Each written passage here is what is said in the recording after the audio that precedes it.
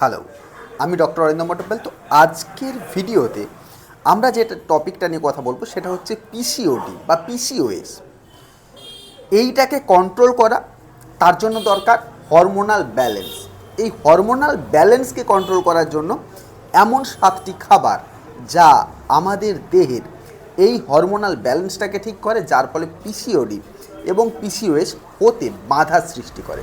কিন্তু হলে আপনার যে সেরে যাবে সেইটা না, কিন্তু আস্তে আস্তে করে আপনি এটাকে একটা জায়গাতে রাখতে পারেন।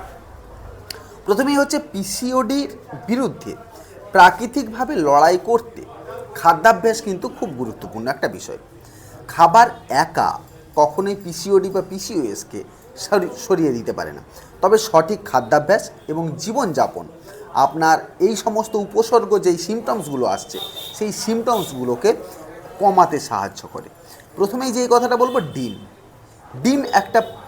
ডিমের মধ্যে থাকে প্রোটিন ও সুস্বাস্থ্যকর একটা ফ্যাট, যেটাকে স্যাচুরেটেড ফ্যাট থাকে, ফলে পেট দীর্ঘক্ষণ ভরা থাকে এবং রক্তে শর্করার পরিমাণটা ওঠানামা করতে সাহায্য করে।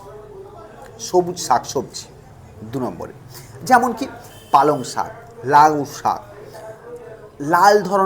লাল রঙের যেই সমস্ত শাকগুলো আছে, ব্রোকলি ইত্যাদিতে প্রচুর পরিমাণে ফাইবার থাকে এবং ভিটামিন ও মিনারেলস থাকে, যা প্রতিদিন খাবারে রাখলে আপনার এই সমস্যাগুলো কিছুটা মিটতে পারে।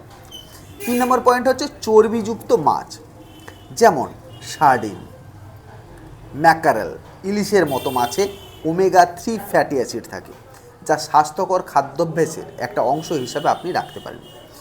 4 নম্বর হচ্ছে বাদাম ও বিভিন্ন ধরনের বীজ, আখরোট, কাঠবাদাম, তার সাথে চিয়া সিড, ফ্ল্যাক্স সিড, এগুলো স্বাস্থ্যকর ফ্যাট ও ফাইবারে ভরা থাকে, তবে বেশি পরিমাণে খেলে কিন্তু তার একটা ব্যাড এফেক্ট হতে পারে। 5 নম্বর পয়েন্ট হচ্ছে কি ডাল, ছোলা ও বিনস। প্রোটিন ও ফাইবারের একটা ভালো উৎস কিন্তু এই ডাল, ছোলা এবং বিনস, 3টি একটা বীজ টাইপের খাবার। এই খাবারের পর রক্তে শর্করার দ্রুত বৃদ্ধি কমাতে হেল্প করে, ফলে এই হরমোনাল ইমব্যালেন্সটা হতে একটু আমাদের হেল্প করে। 6 নম্বর পয়েন্ট হচ্ছে চিনি ছাড়া দই। আমি কেন বললাম চিনি ছাড়া দই? দই বললেও হতো। ম্যাক্সিমাম মানুষ মনে করেন যে টক দই খাচ্ছি স্যার, কিন্তু টক দইয়ে তো চিনি দিয়ে টক দই খাচ্ছি। আমাদের বাঙালিদের মধ্যে ম্যাক্সিমাম মানুষ এটা করেন। তাই যখনই দই খাবেন সেটাতে চিনি ছাড়া খাওয়ার চেষ্টা করবেন। যদি চিনি ছাড়া দই খান, তার মধ্যে প্রোটিন ও ক্যালসিয়ামের একটা ভালো উৎস কিন্তু এই দই, এবং মিষ্টি দইয়ের পরিবর্তে যদি প্লেন বা আনসুইটেন্ড দই বেছে নেন তাহলে সেটা শরীরের জন্য খুব ভালো।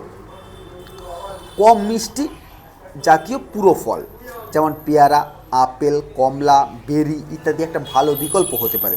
এবং ফলের জুসের পরিবর্তে আপনারা যদি ফল খান, কারণ ফলের মধ্যে কিন্তু ফাইবার চলে যায়, সেই ফাইবারটা আপনাদের শরীরে গিয়ে হেল্প করে।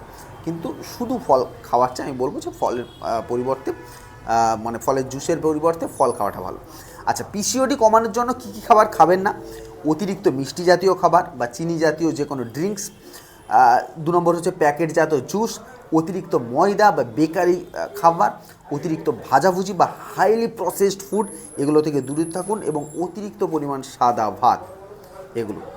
তো সবসময় মাথায় রাখবেন যে পিসিওডি নিয়ন্ত্রণে একটি খাবার নয়, সুষম খাবার বা নিয়মিত একটা শারীরিক পরিশ্রম, পর্যাপ্ত পরিমাণে ঘুম এবং এই সমস্ত দরকার। তার সাথে সাথে একজন চিকিৎসকের দরকার, যে যদি আপনার পিসিওডি বা পিসিওএস হয়ে থাকে সেক্ষেত্রে সেই প্রবলেমটাকে প্রপার সলিউশন করে দিতে পারে তার মেডিসিনের মাধ্যমে এবং তার ডায়াগনোসিস প্রসেসের মাধ্যমে।